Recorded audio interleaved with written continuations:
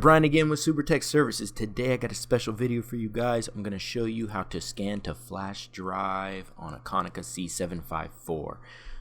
Pretty simple process, but I am going to walk you through how to enable the setting first. So let's get started, guys. So first hit menu, and you're going to hit utility, administrator settings, enter your password 1 through 8 2 times. 1 2 3 4 5 6 7 8. 1 2 3 4 5 6 7 8, and then select OK.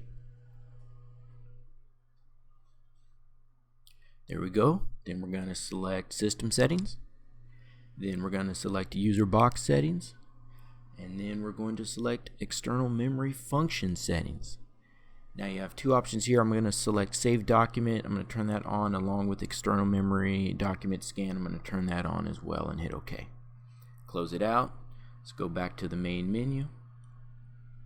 Now you're going to want to enter your flash drive on the right hand side of the machine, and then you're going to wait for the pop-up. Just give it a second. Or 5. There we go.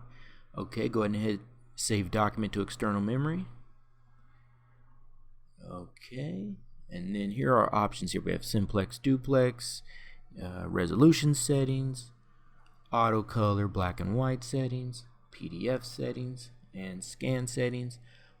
I'm not going to touch anything. I'm going to leave it default, but those are your options. And then we just go ahead and press start. And there you have it. After that, your document will be saved to your flash drive. You can just go ahead and remove it after that, and you're good to go. Take it easy, guys. Please like, comment, subscribe. See you on the next one. Bye.